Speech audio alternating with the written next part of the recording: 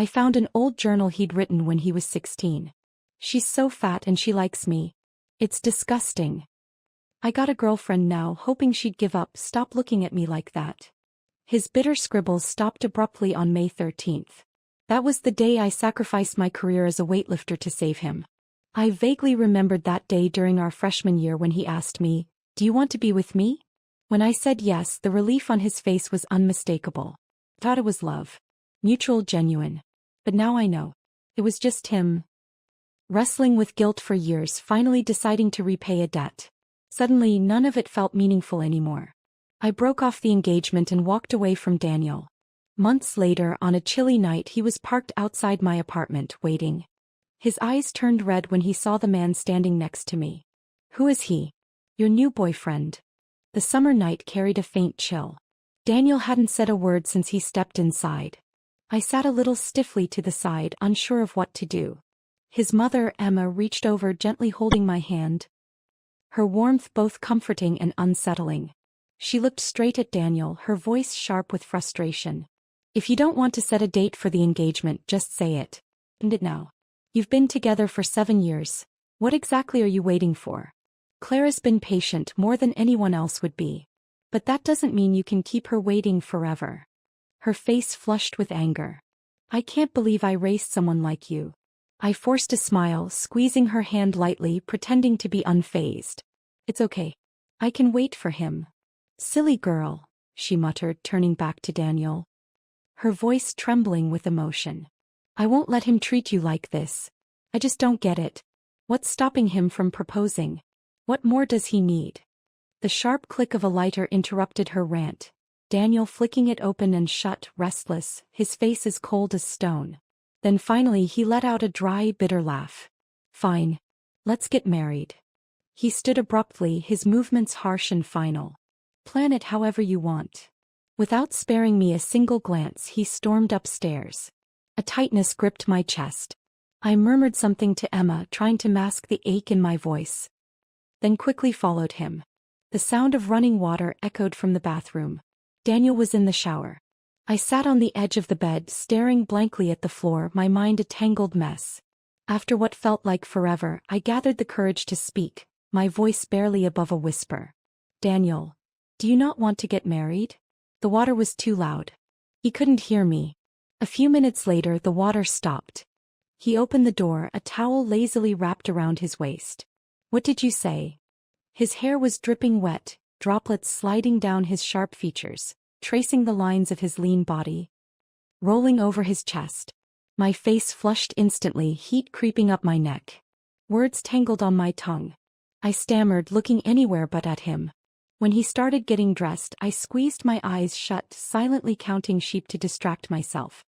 Then his large hand gently ruffled my hair. "I'm done. You can open your eyes now."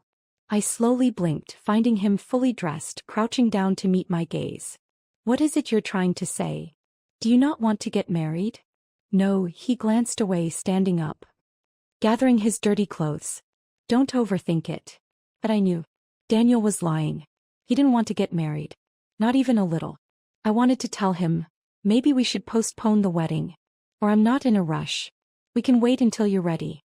But the words caught in my throat, leaving only a bitter sting. I couldn't stay in that room any longer. My chest felt too tight. I stood up quickly. "I'll just go to bed." He grabbed my hand, his brow furrowed in frustration. "You're sleeping in a different room?" His fingers tilted my chin, forcing me to meet his eyes. "Are you crying?" "No." His expression darkened, annoyance flashing across his face. "I already agreed to marry you.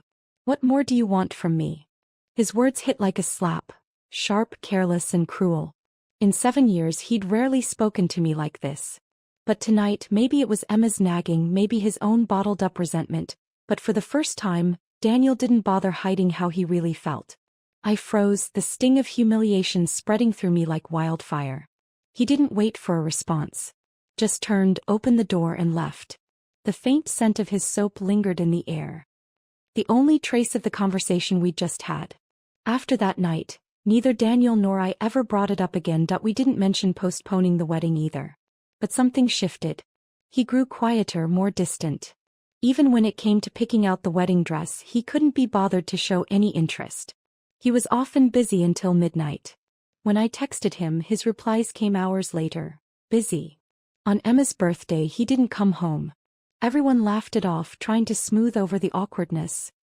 But we all knew, this was Daniel's silent protest against his mother. I ignored the heaviness settling in my chest, pretended nothing was wrong, and practiced smiling like it was a skill I could master. Until one morning weeks later I woke up to find him staring at his phone, lost in thought. "Why aren't you asleep yet?" I asked, trying to sit up, eager to talk. But he quickly locked his phone, his face darkening with annoyance. "Fine. I'll sleep now." Still, in that fleeting moment, I'd seen it. A photo on his screen. 17-year-old Daniel with 17-year-old Monica. I turned my back to him, feeling like I'd plunged into icy water.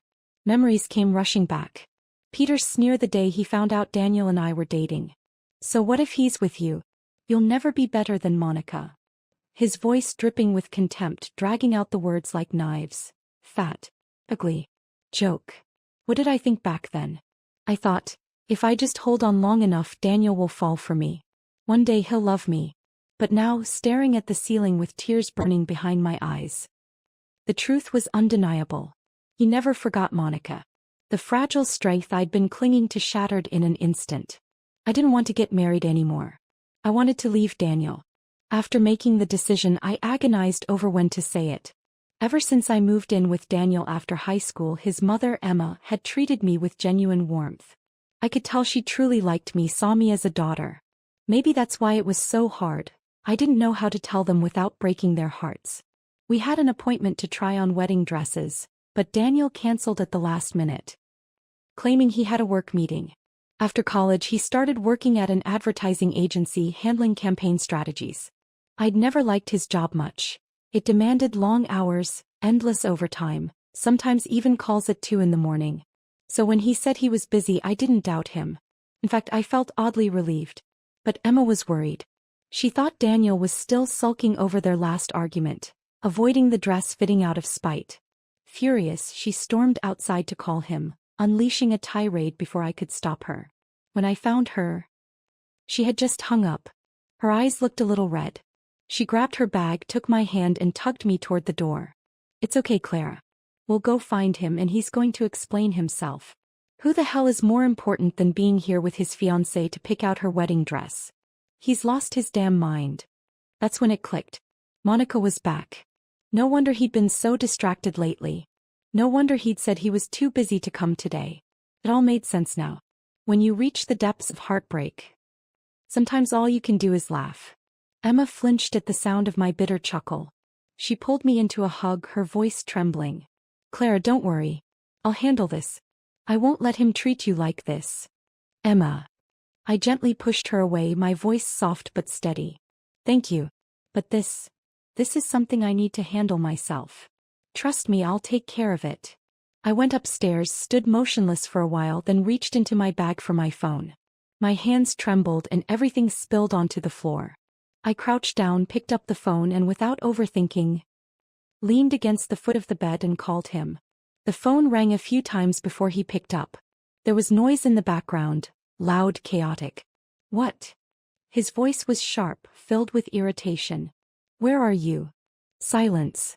Then a soft, mocking laugh. "What, checking up on me now?" He moved somewhere quieter, his voice dropping into that familiar condescending tone. "Claire, do you really need to go this far? Was it not enough that you had my mom yell at me and now you're here to scold me too? I already said I'd marry you. Isn't that enough? Where are you?"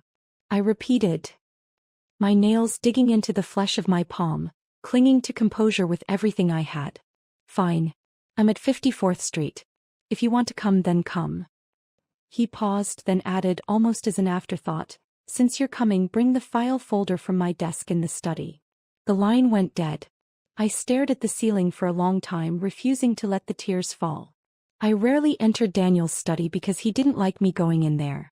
The room was decorated in stark black and white, just like him, cold, distant, and meticulously neat. The folder he'd asked for was right on the desk. Easy to spot.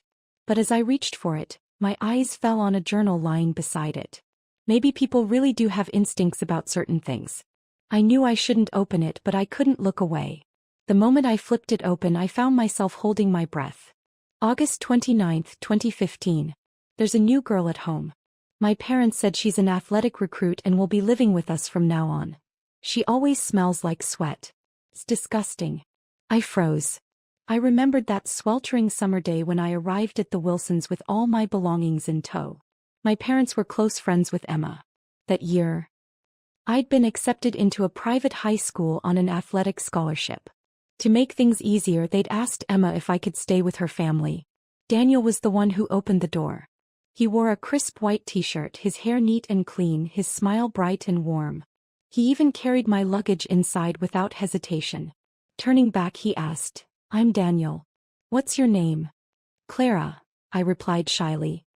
He smiled again, setting my bags down gently in the room they'd prepared for me. "Everything's ready for you. If you need anything, just ask. My mom will take care of it." Back then, he was kind, polite, gentle. I stood there, awkward and nervous, but something soft took root in my heart. I never imagined that, at that very moment, he thought I was disgusting. November 5, 2015. He keeps looking at me weird. Does she seriously like me? He even gave me a birthday gift. A handmade plush toy. Peter wanted it, so I gave it to him. It gave me goosebumps just touching it. January 3, 2016. I hate when people joke about me and that fat pig. March 7, 2016. She actually confessed to me. God, does she think she's the heroine of some cheesy romance novel? How long is she planning to stay here? My heart felt like it had been plunged into ice water. My breathing grew shallow and my hands trembled as I turned the pages. When I first arrived in Los Angeles, I didn't have any friends. No one at school wanted to hang out with me except for a teammate from the weightlifting team who occasionally made small talk. Most of the time I was alone. But Daniel was different. He looked out for me. He remembered when I had my period, stood up for me when others mocked me, and even helped bandage my injuries when I got hurt. Falling for Daniel felt natural. Inevitable. Even after realizing he didn't love me, even when I'd already decided to leave him, I never regretted loving him when I was young. I'd saved up what little money I had back then to buy materials for that handmade plush toy. Took me weeks, sewing, ripping it apart, and trying again until it was just right. When I gave it to him at a party, everyone stared. I felt embarrassed, almost pulled it back. But Daniel took it with a smile, gently placing it back in the gift box. "Thanks. I really like it," he'd said. Thought he meant it. So even when his friend Peter mouthed "fat pig" at me across the room, I didn't mind. I never cared how others saw me. As long as Daniel liked my gift, that was enough. 17-year-old me never imagined that he'd turn around and give it to Peter, who tossed it in the trash the moment he left. I never understood why Peter despised me so much. Until later, when I realized it was simply because I wasn't pretty. That was all it took to make me a target. But back then I thought Daniel was different. I carried my feelings for him like a fragile secret. Convinced it was something special. Just because I wasn't pretty, I'd been labeled as gross, unbearable, a joke. When I confessed my feelings, I stuttered so badly I couldn't even finish a sentence. Daniel had smiled warmly, like he was trying to be gentle. "Thank you for liking me, but I'm not looking to date anyone right now," he'd said. What was he really thinking at that moment? A wave of nausea hit me. I leaned over, gagging, but nothing came up, just dry heaves. Tears spilled down my face, uninvited, unstoppable. Still, I clutched the journal and forced myself to keep reading. April 9, 2016. I got a girlfriend now. Hopefully she'll finally give up and stop looking at me like that. I let out a laugh, sharp, bitter, and hollow. For the first time I realized how pathetic my feelings were. How cheap. How worthless. But he could have just told me. There were so many chances, so many moments when he could have been honest. If he'd just told me, I would have stopped. I would have walked away. Why do all those small, thoughtful gestures exist if he was writing things like this behind my back? The last journal entry was dated May 13th. That was the day Daniel got into a fight with some thugs over money. I'd stepped in to protect him, taking the hit meant for him. They broke my arm and wrist. It ended my weightlifting career. Not long after that, Daniel broke up with Monica. She went abroad and they lost contact for good. After starting college, I began paying more attention to my appearance and managing my weight. That's when things between Daniel and me really started to change. Maybe it was gratitude for what I'd done for him, or maybe it was just the dim, flattering glow of the lights that night. Out of nowhere, he grabbed my hand and asked, "Do you still like me?" I was so nervous I couldn't even look at him. Then he cupped the back of my neck and kissed me. It was my first kiss, cool and faintly minty. The very next day Daniel took me to see Emma. "We're together," he announced. For a moment he seemed lighter, like a weight had been lifted from his chest. Looking back now, I realize what I thought was genuine affection was just him convincing himself he was repaying a debt. Everything suddenly felt clear. I took a deep breath, grabbed both the folder and the journal, and headed to the address Daniel had given me. When I arrived, Daniel was playing pool with Peter. His face was cold and unreadable, silent as ever. Peter, as usual, couldn't resist stirring the pot. "Hey Daniel. Now that Monica's back, why don't you just dump Clara already? You're not seriously attached, are you? God, I still remember the first time I saw her. All that flab clutching that ugly plush toy she made for you." Daniel slammed his cue down. "Can you shut up for once?" The door burst open. Everyone froze. Daniel's eyes flashed with panic. But when he saw it was just me, he quickly composed himself. I walked straight over, handed him the folder. "Here's your file," I said flatly. "Thanks." He hesitated, as if trying to find the right words, but then he saw the journal in my hand. I couldn't hold back the tears anymore.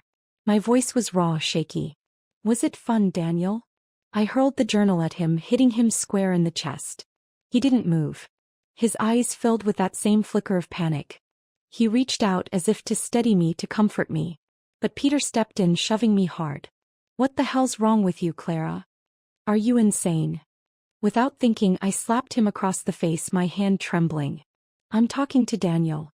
Who the hell do you think you are?" I was shaking, but the words came out sharp and fierce. "All these years you've never missed a chance to tear me down. Fat pig. Ugly bitch. Aren't you tired of it yet? Because I am. So what if I was a weightlifter? I gained weight for my career. Is that supposed to be shameful? Who the hell are you to judge me? My own parents never commented on my weight, never criticized how I looked. What gives you the right? You're like a damn leech, clinging to me with your cheap insults. If I didn't know any better, I'd think you were obsessed with me. Maybe that's it. Maybe you do like me. That would explain why you've been biting at my heels like a rabid dog all these years." Peter was stunned, his mouth opening slightly, but no words came out. Daniel tried to pull me into his arms. "Clara, calm down." "I am calm." I shoved him hard, snatching the journal off the floor. I flipped it open, forcing him to look at the words he'd written. The more he read, the paler he became. His lips moved, barely audible.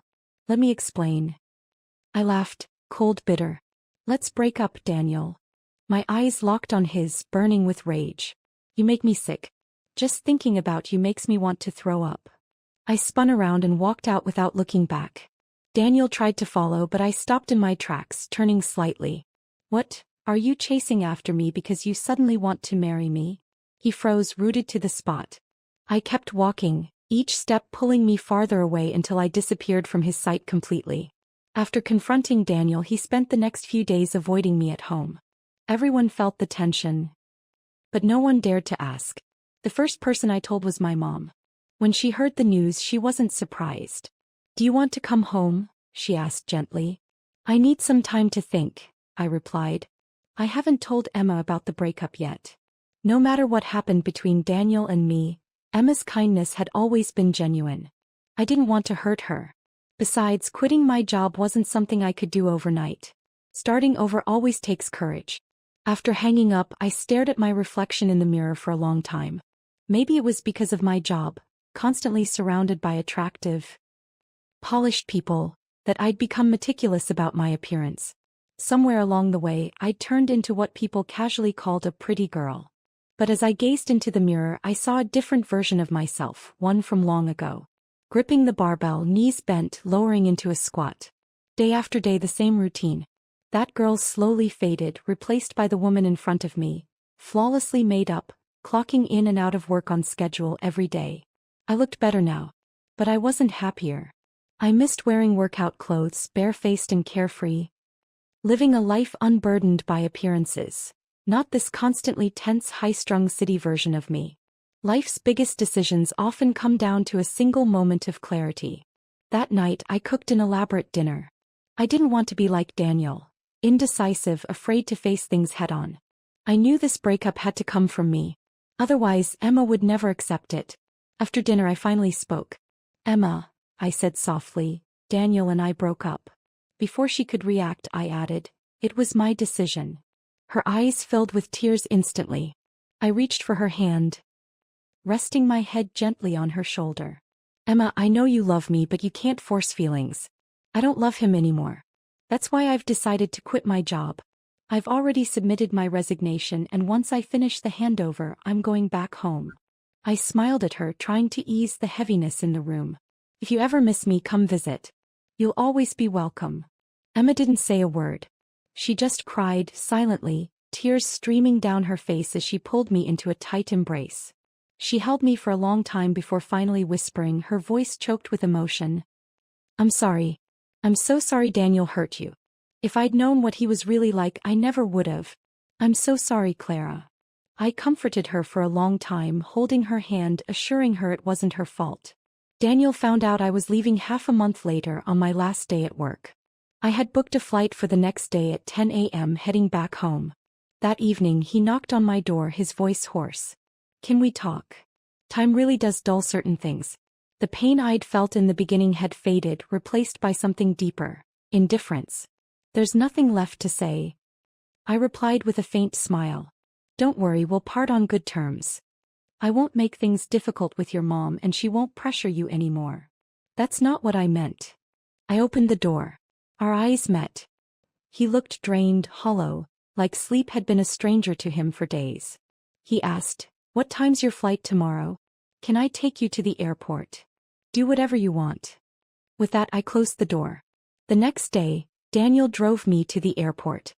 I didn't refuse. It was the last time anyway. For Emma's sake, I didn't want things to get ugly. When we arrived, he handed me my luggage. But when I reached for it, he didn't let go. We tugged at it for a moment until my patience wore thin. I shot him a cold, sharp look. His gaze dropped, and slowly he loosened his grip. "Keep in touch," he mumbled. I let out a soft, bitter laugh and walked away without looking back. The first thing I did before boarding the plane was block his number. Cutting ties completely was the best ending for us. After I got home, the first thing I did was sleep for 3 days straight. My hometown wasn't like Los Angeles. Its pace was slow, almost serene. After the wedding was called off, my relatives were concerned, but they didn't pry.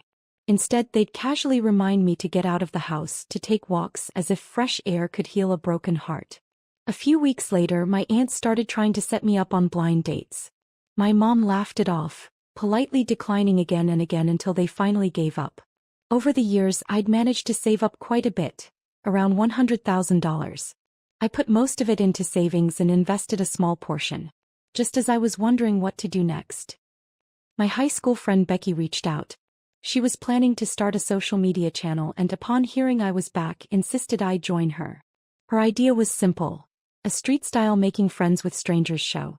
We randomly interview strangers. If they're open to making new friends, they write down a few details about themselves, and we pass that along to the next person. If both sides are interested, we arrange for them to meet, she explained enthusiastically. I'd been thinking about what to do for my next job, and her idea clicked with me instantly. I even invested $10,000 as our startup fund. Becky squealed with excitement, hugging me tightly, planting exaggerated kisses on my cheek. "This is it," she shouted. "You know what? With the two of us working together, there's no way we won't succeed." I couldn't help but laugh, a little exasperated but also genuinely happy. Maybe it was because a new life was just beginning to unfold. Whether we succeeded or failed didn't matter much. What mattered was that, for the first time in a long while, I felt excited about the road ahead. Once we got serious, we started planning our first shoot. We chose a local university, randomly interviewing students on campus. The response was lukewarm. So we decided to switch things up and headed to an elementary school. This time, everything felt smoother. There's something about being around kids. Their innocence, their lack of filters, that melts away the tension. After we wrapped up the shoot, Becky turned to me, grinning. "Food first," she declared. And just like that, we headed off to find something to eat. Becky suddenly grabbed my hand, her voice filled with excitement. "Clara, look. There's a hot guy over there." Under the shade of a tree not far away stood a guy in a black suit. Tall, sharp features, effortlessly attractive. He seemed to have been watching us for a while. Then, as if gathering his courage, he jogged over, a faint blush coloring his cheeks. Are you guys working on some kind of social networking project?" he asked softly, holding out his phone toward me. His gaze met mine, a little nervous but steady. "Well, can I get to know you?" I was still processing how to respond when my phone buzzed with 2 new messages. A number I didn't recognize. I opened them to find a photo. Daniel holding hands with Monica. The caption read, "They're together now." I didn't even need to guess. It had to be Peter. That familiar wave of nausea rose up, but it passed quicker this time.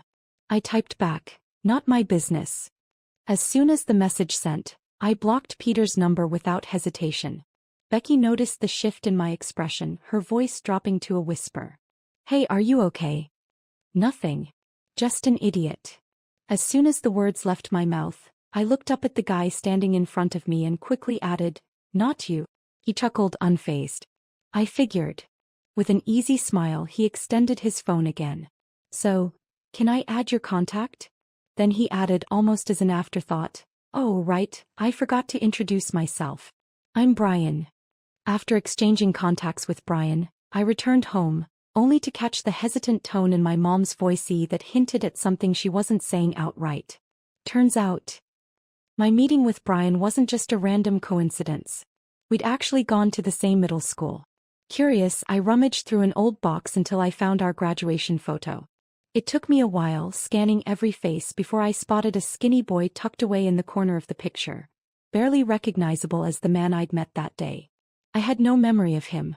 My mom, of course, was more than happy to jump to romantic conclusions. "Maybe Brian's been in love with you all along," she mused. "After all these years, fate brings you together again, like sparks flying the moment you meet." I couldn't help but laugh. "Mom, how many romance novels have you been reading?" After Daniel, I'd had my fill of misplaced feelings. I wasn't about to romanticize anything again. Still, I found myself staring at my phone, debating whether or not to text Brian. Eventually I did. Turns out we were classmates in middle school. The message was marked as read almost immediately, but he didn't reply right away. After a few minutes he responded, "Yeah. I hope you don't mind." I smiled as I typed back, "Why would I mind?" His reply came quickly, "That's great. We should hang out more. I don't really have many friends around here." Over time, Brian started showing up unannounced when Becky and I were filming, casually offering to help with the camera. Eventually, he just became our official videographer. He had an easygoing charm, friendly, energetic kind. He could chat with anyone, even 80-year-old grandmas, like it was the most natural thing in the world. And my mom, he adored him. Once, after bumping into him by chance, she practically dragged him home for dinner. One day while we were reviewing footage, I glanced at him and said quietly, "You're not the same guy I met the first time." He blinked, clearly confused. When I explained that I meant how he'd gone from the polished guy in a suit to this carefree, bright-eyed version of himself, he scratched the back of his head and chuckled. Yeah. Sorry. I just thought first impressions were important." "And now they're not?" I teased. He leaned in slightly, his eyes sparkling. "Now the second impression matters more." I wasn't into the whole suited-up, corporate type anyway. And truth be told, I wasn't looking to fall in love. When I realized Brian had feelings for me, I decided not to dance around it. I told him directly.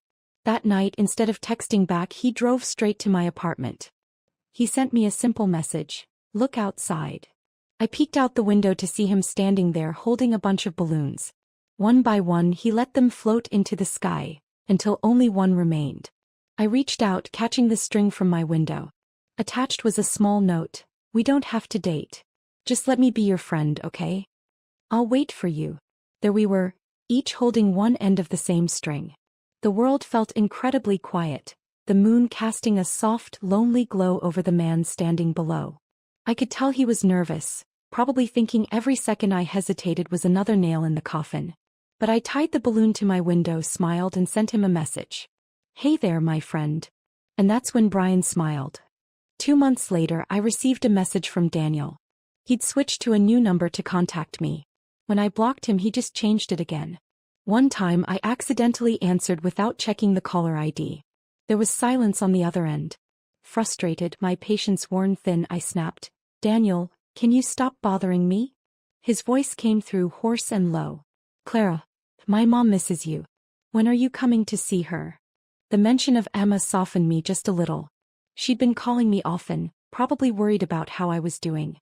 When I didn't answer, she'd send messages instead, sharing bits of her day, photos of the meals she'd cooked, all dishes I loved. Every time I saw those messages, my chest tightened, tears threatening to spill. I remembered when I first moved into their home, how she'd do the same, always trying to make me feel welcome with her cooking. When I got sick, she'd stay up all night taking care of me. I couldn't be cold to her even if I hated Daniel. I couldn't bring myself to be that cruel. Sensing the shift in my tone, Daniel pressed on. "Do you have time soon? Or I can come pick you up right now if you want." I cut him off. "Aren't you back with Monica?" There was a pause on the other end, heavy and telling. I let out a cold laugh. "Is this how you treat all your girlfriends? Always chasing after what you don't have?" I took a deep breath, my voice steady and sharp. "Daniel, don't you realize how ridiculous you are?" After that call, he went quiet. I thought that was the end of it, finally. But I didn't expect to run into Peter. Brian and I had just stepped out of a cafe when a sleek black Maybach pulled up in front of us. The window rolled down. And the moment I saw that familiar face, my smile vanished. Peter sneered. Well, Clara. Got yourself a new boyfriend." He gave Brian a condescending once-over, then turned back to me, his smirk widening. "Hey man," he said to Brian. "You know what she used to look like?" Before he could finish, Brian's fist connected with his face. I gasped, stunned. Peter stumbled back, furious, and swung right back at him. Peter clutched the side of his face, his jaw clenched as he spat blood onto the pavement. Without thinking, I marched up to him, grabbed a fistful of his collar, and yanked him closer. My eyes locked onto his, filled with a rage I could barely contain. "Peter," I hissed, "what the hell is wrong with you?" His lips curled into that same smug, infuriating grin. "Oh, I'm messed up all right. What are you gonna do about it?" He sneered, eyes glinting with mockery. He reached out as if trying to touch my hand. I jerked back instantly, releasing my grip on his shirt. Peter straightened up, casually brushing off the wrinkles like none of it mattered. "Oh, by the way," he said with a smirk, "Daniel and Monica broke up. Looks like he still can't get over you." He leaned in slightly, lowering his voice with fake sincerity. I thought a text might not do it justice, so I figured I'd deliver the news in person. Then he straightened up again, rubbing his jaw with exaggerated drama. "And here I was, being the nice guy, only to get punched by your new boyfriend. Talk about misunderstanding good intentions." I stared at him, expression blank, not giving him the satisfaction of a reaction. Eventually, even Peter grew bored with his own performance. Without another word, I reached for Brian's hand. He blinked in surprise but quickly recovered, squeezing my fingers tightly as if grounding us both. I just wanted to get away from there. I didn't notice the faint blush creeping up Brian's ears, nor the sudden shift in Peter's face, his smugness cracking into something darker, colder. "Clara," Peter called out again, his voice sharp, cutting through the space between us. When I turned, his eyes were different this time, an odd mix of frustration and something I didn't care enough to decipher. "Why don't you just get back with Daniel?" he snapped. "I swear, if you do, I'll stop insulting you." I didn't flinch, didn't pause.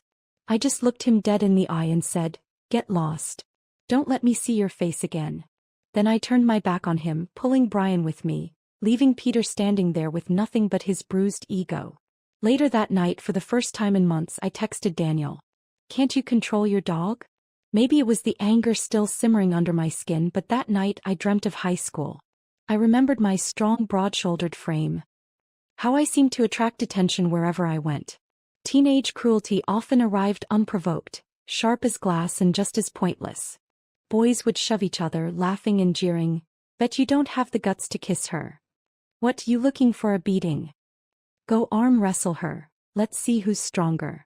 One time after returning from the bathroom, I saw a girl in our class with her shoelace untied. A group of boys, always up to no good, stared at her exposed collarbone, their eyes filled with mockery and something slimier. That look, it made my skin crawl. A sickening sensation that prickled right down to my scalp. I didn't think twice. I walked straight up and stomped on one of the boy's feet hard. His face twisted in anger as he swung at me. But before his fist could land, Daniel stepped in. He caught the boy's hand midair, twisting it effortlessly, slamming him against the wall with one arm, his grip firm on the boy's jaw. His voice was low, cold. Apologize to Clara. The sunlight that day seemed softer, carrying the faint scent of fresh grass. It was in that fleeting, ordinary moment that I felt it. An unexpected flutter. A heartbeat out of sync. When I woke up, my pillow was soaked with tears. It was only 2 a.m. I got up to pour myself a glass of water when I heard something outside. I opened the door. Daniel was there. He leaned against his car, looking worn out, cigarette butts scattered at his feet. The cold wind had drained the color from his face, making him look thinner, almost fragile. His gaze, unfocused at first, gradually sharpened when he saw me. Without a word, I closed the door. I crawled back into bed, heart steady, breath calm. Then my phone buzzed. Sorry about Peter. I've cut ties with him. He won't bother you again. There was a pause, like he'd hesitated before typing the next part. Clara, I broke up with Monica. Daniel had settled temporarily near my place. Every time I went downstairs, he was there waiting. When I came home at night, he was still there, like a shadow that refused to fade. I ignored him, so did my mom. She shrugged one evening and said, "People need self-respect, but you can't stop a dog from guarding a house." Then, almost as an afterthought, she added, "Not that this is his house. You broke up with him, remember?" Meanwhile, my career was finally gaining traction. Becky and I were busier than ever, landing small ad deals and feeling the rush of real progress. We were constantly in meetings, brainstorming new content ideas, riding the wave of momentum. One evening after work, I wasn't paying attention and got scraped by a passing bicycle. The cut wasn't deep, but blood trickled down my leg. Becky rushed to my side, steadying me. "Are you okay?" Before I could respond, Brian had already sprinted off. He came back breathless, arms full of bandages, antiseptics, and gauze. Becky couldn't resist teasing him, laughing at his dramatic entrance.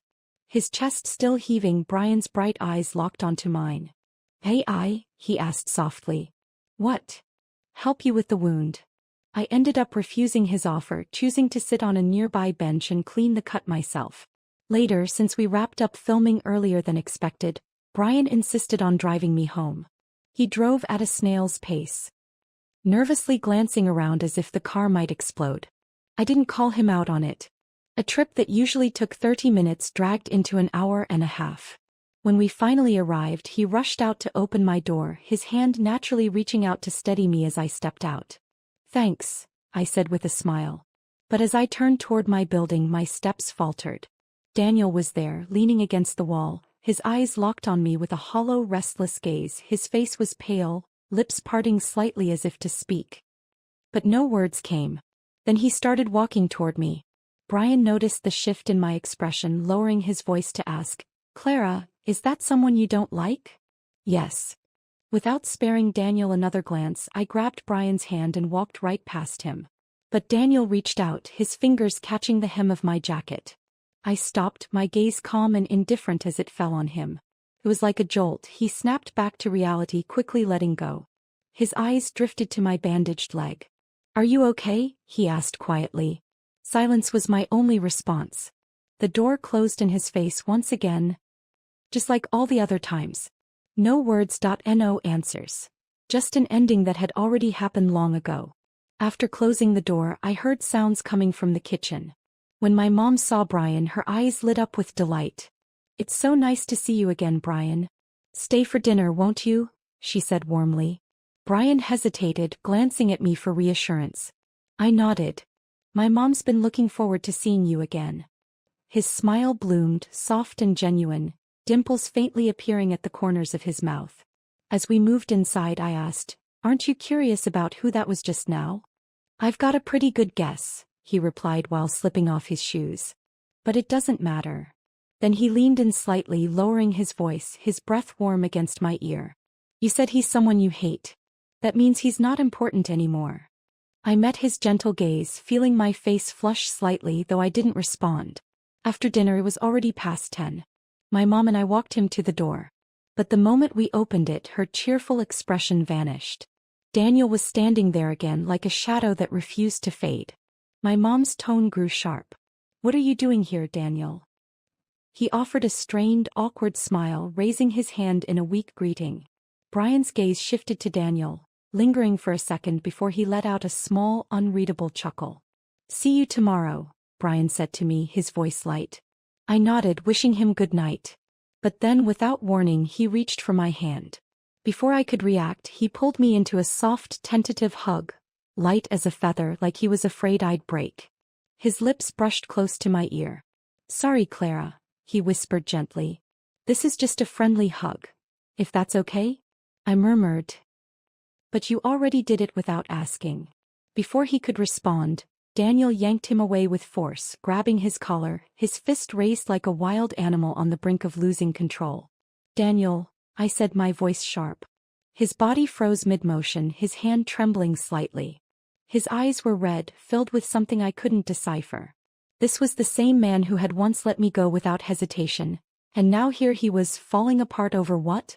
Regret? Brian brushed off Daniel's grip with a bitter laugh, straightening his collar. Should we call the cops? He asked. Glancing at me. Daniel's voice broke through, desperate and unsteady. Clara, who is he? Your new boyfriend. I looked at him coldly, my voice void of any warmth. Daniel, we've broken up. I know, he muttered, lost and flustered. His tears fell freely now, staining his face. His words stumbled out, messy and raw. But I regret it. I regret everything. Clara, but I don't. I cut him off without hesitation. I don't regret leaving you. I don't regret walking away from Los Angeles. And I will never ever look back. I took a deep breath. My voice steady and final. Whether I have a boyfriend or who I marry someday has nothing to do with you. Because the person I'll spend the rest of my life with will never be you. That was the moment the light in his eyes, the fragile, flickering hope, died completely. That night, Daniel didn't wait outside anymore. Months passed. Then one evening much later I received a message from him. It had been 2 months since the last time we saw each other. Clara, can we meet one last time? Just to say goodbye. This time I replied. Okay.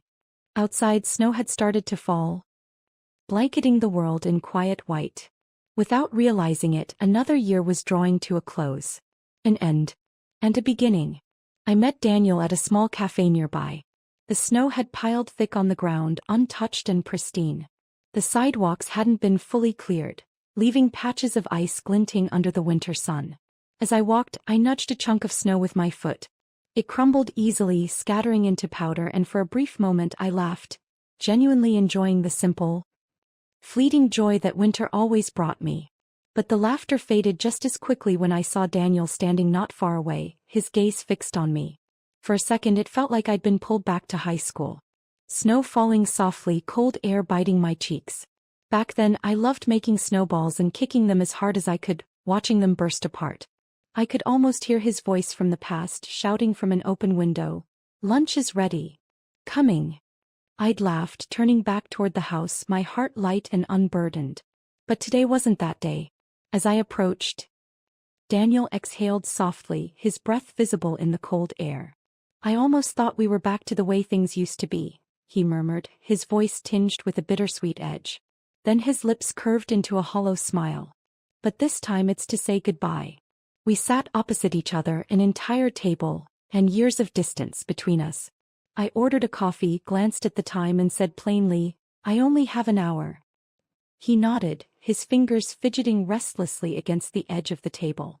"About the journal," he began, his voice low. "I'm sorry. I really am. I'm not bothered by that anymore." My words were calm, detached. His fingers stilled, and for a moment he looked like he was struggling to find the right words. "If," he started, his voice faltering. "If you'd never found that journal, would we have—" "There's no if," I cut him off. My voice was steady, final. Even without the journal, we wouldn't have lasted. Silence settled between us, thick like the snow outside. After a pause, he spoke again, confusion etched across his face. "There's one thing I still don't understand," he said quietly. "We were together for so many years. Why wouldn't you give me another chance?" "Let me ask you something," I said, suppressing the frustration rising in my chest. "Why did you get into a relationship with me in the first place?" Daniel stayed silent. "To repay a debt," I answered for him, summing up the absurdity of it all. "And what gave you the right?" I forced a smile, sharp and cold.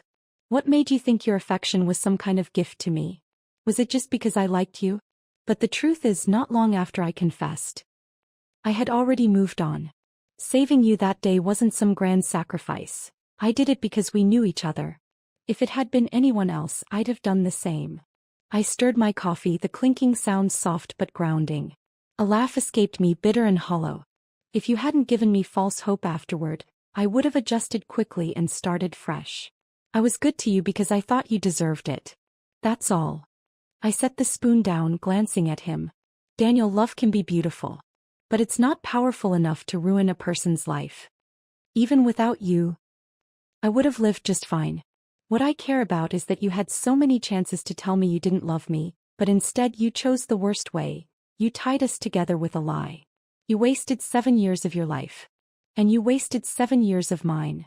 Daniel shot up from his seat, eyes wild with panic, mouth opening like he wanted to explain but unable to find the words. His eyes glistened as he squeezed them shut. "It's not like that. You didn't realize your own feelings," I asked, my tone flat. He nodded slowly. I laughed again, this time louder. "My mom used to tell me, don't waste time on people you don't like. Focus on those who matter. That's why I never fought with you about Peter. 1, because I didn't care about his opinions, and 2, because I didn't want to make you unhappy. That's love. Love is obvious. It's clear. I loved you, so I wanted to treat you well. But your love? I couldn't feel it." Daniel had no response. "If I hadn't found that journal and we'd gotten married, you would have grown resentful. You'd feel trapped, like you were forced into it by some moral obligation. We would have been miserable. And you still don't get that, do you?" Even after all this time, the emotions were still there, faint echoes that refused to fade completely. "Our breakup wasn't because of the journal, or Peter. It was because of your arrogance, disguised as kindness. You thought you were being noble, but all you did was belittle me." I stood, grabbing my bag. Daniel scrambled up too, his face tense with regret. "But I'm not blameless either," I added softly. "My mistake was not walking away sooner. I should have realized it was over when you let your friends treat me like I was nothing. And you did nothing about it." I took a deep breath. "This is the last time we'll ever see each other. I'm only here out of respect for Emma." I turned to leave, not sparing him another glance. "Let's never meet again, Daniel." As I pushed open the cafe door, my phone rang, Becky's name flashing on the screen. "Done yet? We're waiting for you at dinner. If you don't get here soon, Brian's going to come looking for you." I smiled, the tension slipping away like melting snow. "On my way," I replied. In March, I received a special request from a little girl. The weather was still cold, a biting chill lingering in the air, yet she wore thin, worn-out clothes. Her left eye was unusual, clouded like she might be blind in it. She stopped us on the street, her small voice filled with hesitation. "Excuse me, I'm sorry to bother you," she said softly, "but I heard your videos are about making friends. I'd like to make a friend." Becky and I gently asked her a few questions, and that's how we learned her name was Sunny. Her parents had died in a car accident when she was very young, and she'd been raised by her grandmother ever since. But her grandmother was cruel, constantly calling her a bad omen, ignoring her, treating her left eye like it was some kind of curse. At school, things weren't any better. The kids bullied her relentlessly. "No one likes me," she whispered, her gaze falling to the ground. Her words stuck with me, lingering long after we parted. Because of her request, we started visiting different elementary schools around town, searching. Eventually we met Angela, a bright, bubbly girl with a smile as warm as the sun. Fitting really, since she'd be the light Sunny desperately needed. When the day of their meeting arrived, Angela couldn't contain her excitement. She skipped and hopped the whole way, her parents trailing behind with amused, affectionate smiles. Angela's been looking forward to this for days, her mother said. She's been counting down the hours, just wanting to meet her new friend. Hearing that filled me with warmth, a rare, genuine sense of purpose. When the girls finally met, it didn't take more than 15 minutes for them to click, like they'd known each other forever. Angela leaned in, her expression serious but filled with sincerity. Your eye isn't ugly at all. The people who said that, they just don't have good taste. From today on, I'm your friend. I found myself speaking before I even realized it. And I'm your friend too. Becky chimed in, her voice soft and warm. Me too. Angela's mom knelt down, gently patting Sunny's head. Our house isn't far from yours. If you ever miss Angela, come over, I'll bake you cookies. As we said our goodbyes, I turned to Sunny, crouching to meet her gaze. Don't pay too much attention to what people who don't like you say. They're not important. What matters is that you know who you are. I thought of a line I'd read in a book by Sophie Tanner. I choose to be my own closest lover, my most loyal comrade. Self-respect, self-love, self-confidence. May it last a lifetime, unwavering to the end. Sunny didn't fully understand, I could tell. But that was okay. I pulled her into a gentle hug, her small frame fitting perfectly in my arms. Sweetheart, you are a wonderful, wonderful person. When it came time to edit the video, I didn't post it right away. I'm not done, I told Becky. There's still one more thing I need to film, one last surprise. While I was editing the video that night, I heard the sound of a car outside. My phone buzzed. It was Brian. Clara, come outside. I've got a gift for you. We hadn't seen each other for almost a week. He'd recently started a new job, one that required him to travel abroad for business. He'd been incredibly busy. When I went downstairs, he was standing by his car, the trunk wide open. The moment he saw me, he waved me over. Inside the trunk were all sorts of snacks he'd collected from abroad. He shoved a few boxes into my arms while juggling the rest in his own, his voice casual, playful. Well, these are for a regular friend, he said with a grin. I couldn't help but laugh. He nodded toward the door. Lead the way, friend. Our relationship had never crossed that invisible line, and he never seemed to mind. But this time I couldn't hold back the question that had been lingering in my mind. Did you, maybe like me back then? I asked, half teasing, half curious. He chuckled, stepping a little closer. I didn't even know what that meant at the time, he admitted. I just really wanted to be your friend. But then you moved to LA and honestly, I was pretty heartbroken. Back then, Brian had been a skinny, shy kid always walking with his head down. And I, Clara, had held my head high, defiant, refusing to bow to the cruelty thrown my way. Teenage Brian had thought, I really want to be Clara's friend. But he never took that step. When he found out I was leaving, he'd cried alone in his room. What he never told me was that when he was 23, we'd crossed paths briefly because of a work project. I didn't recognize him, but he recognized me. Later, after clashing with his company's leadership, he quit and returned to our hometown. When he heard I was back too, the first thing he did was reach out. Because he still wanted to be my friend. But getting to know me again, the real me, the grown me, he realized it was more than just friendship now. It wasn't love at first sight. It was something that had been planted long ago. A seed from middle school that had quietly taken root, growing stronger with time. I was stunned. I never imagined, I whispered, that someone back then actually wanted to be my friend.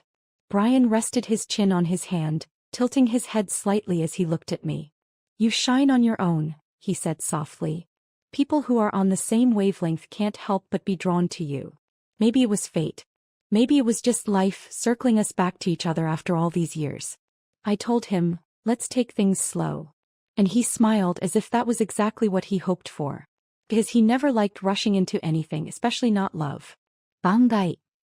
After parting ways with Clara at the cafe, Daniel never messaged her again. The weight of their years together now reduced to nothing more than a painful memory. A dull ache that gripped his chest every time he thought of her. But the person responsible for that pain was him. After Peter's confrontation with Clara, Daniel had exploded, their argument escalating into a full-blown fight. He couldn't understand Peter's relentless malice towards her, the way he latched onto her like a dog that refused to let go. It wasn't until Peter snapped in frustration, shouting, then go win her back. What's so great about her hometown anyway? Why would she want to stay there? That Daniel sensed something different. His eyes narrowed. You like her? Peter's body stiffened, his usual smirk faltering for the briefest second before he forced a scoff. Me? Like that fat pig? You've got to be kidding. But Daniel cut him off, his voice flat, certain. You like her. The words hung in the air, undeniable. Peter stopped pretending. He let out a bitter, broken laugh, his defenses crumbling. Yeah. So what? Maybe if she didn't look at me like I'm trash, like I don't even exist, I wouldn't have treated her the way I did.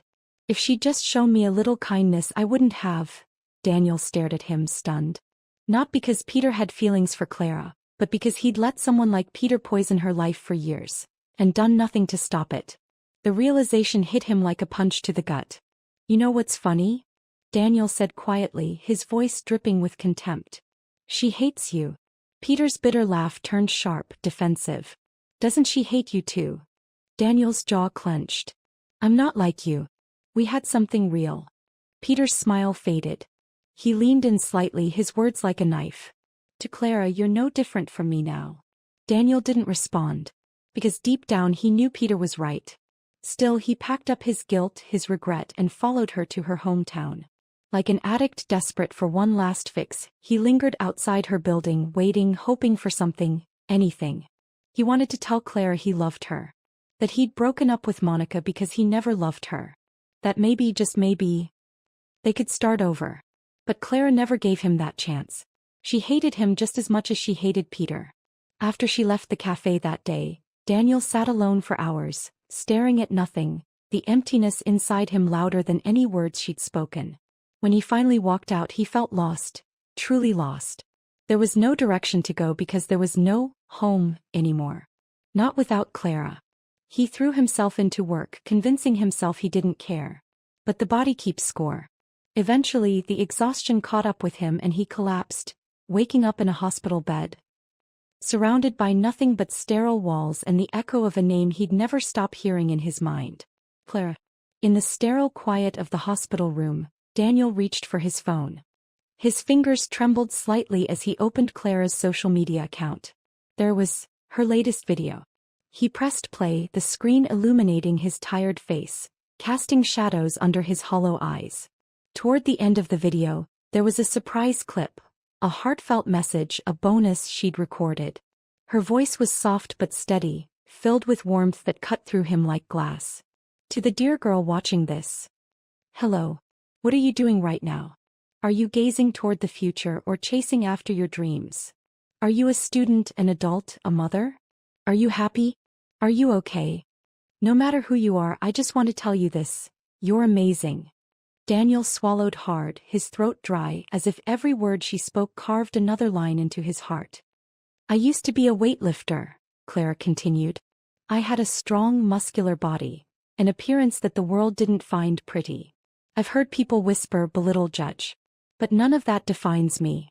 When I was younger, I always wanted to stand tall, my back straight, my head held high.